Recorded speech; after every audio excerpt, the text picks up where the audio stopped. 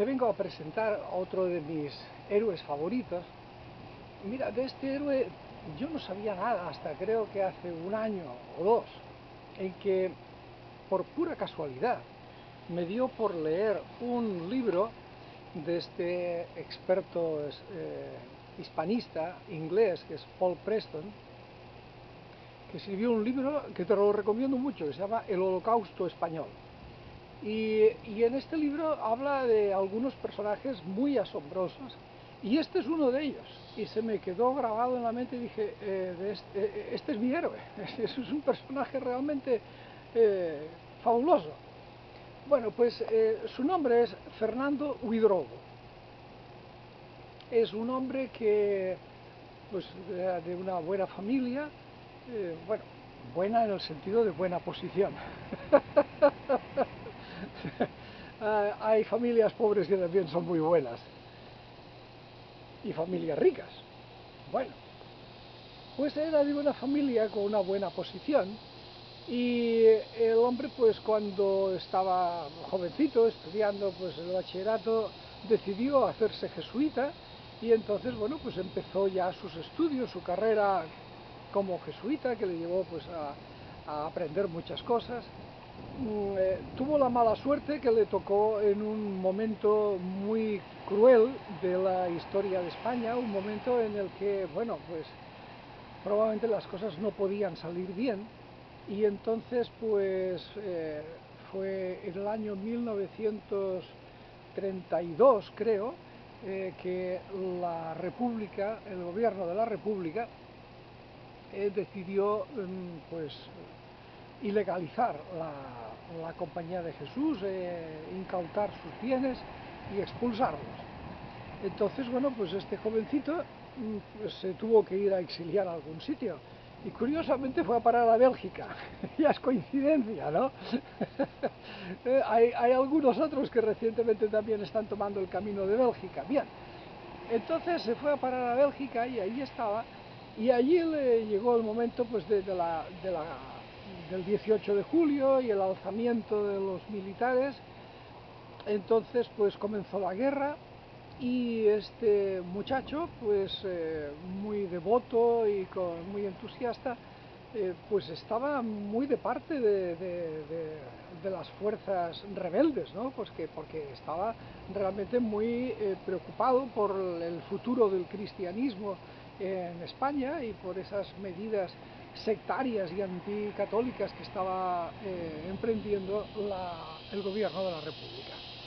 Entonces, este hombre, que, como digo, es un personaje muy especial, pidió permiso a sus superiores para trasladarse a España, porque él no quería ser un mero espectador de lo que estaba sucediendo. Entonces le dieron permiso, llegó a España, y ahí solicitó incorporarse como capellán castrense al ejército, ¿no? Y bien, y pues lo aceptaron, ¿no? Era un hombre joven, entonces pues seguramente pensaron que podría sobrevivir la dureza de la vida militar en campaña. Y pues nada, así de repente el hombre se encontró destinado a la Legión, a una compañía de la Legión.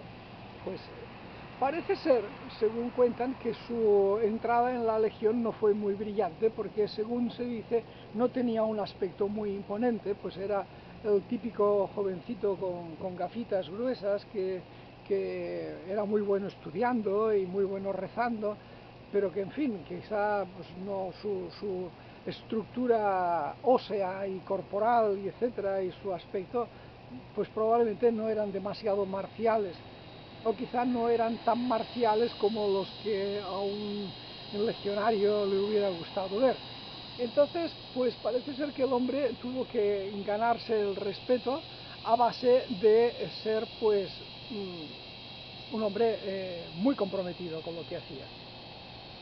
Lo que se cuenta es que el padre Fernando Huidrobo jamás se escondía, y que estaba ahí para ayudar a los legionarios en pleno combate, y donde las balas iban zumbando por todos sitios, él se arriesgaba la vida con tal de dar auxilios espirituales a los heridos o a los que estaban agonizando. y que lo hacía tanto con los que eran con los legionarios como con los del otro bando, es decir, que si se encontraba un prisionero, pues exactamente igual, no hacía distinciones de cumplir con su labor de sacerdote en los campos de batalla.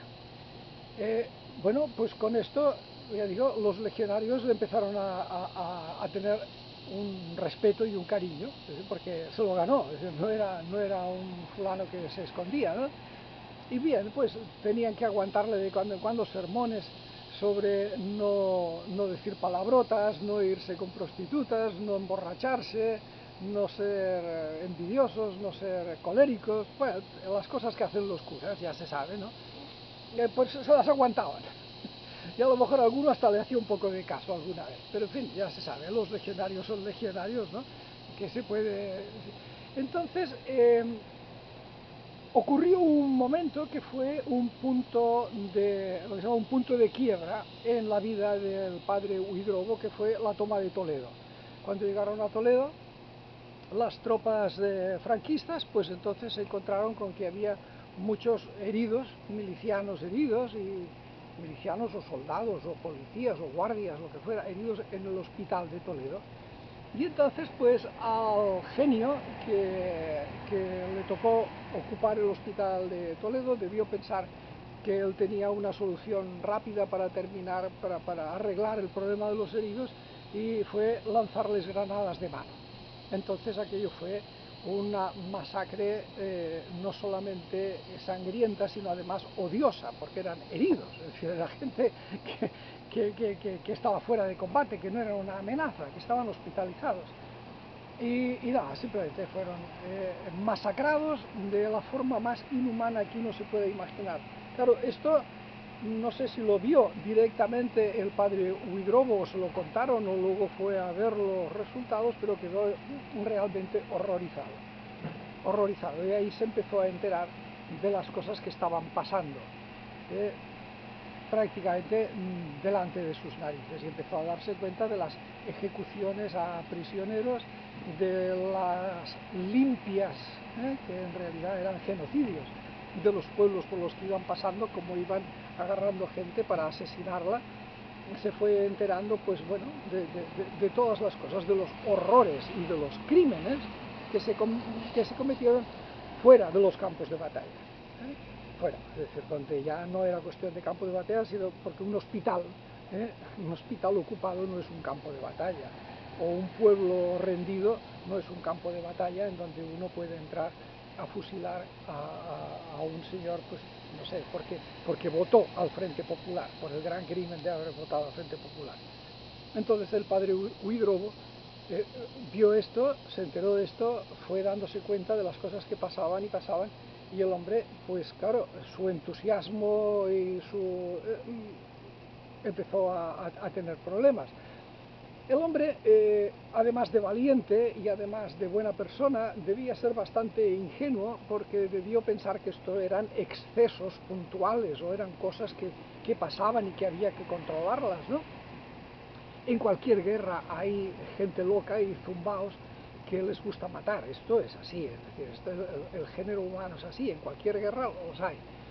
Lo que el padre Huidrobo no sabía es que esta persistente labor de exterminio no era casual, sino que eran órdenes que venían de arriba, y él entonces, con toda su ingenuidad, pues empezó a mandar escritos al alto mando y a quejarse, decir, mira, esto es lo que está pasando, y a darles criterios morales sobre cómo se debía tratar a los prisioneros, cómo se debía tratar a los milicianos, bueno, cosas del mayor sentido común y del mayor sentido cristiano.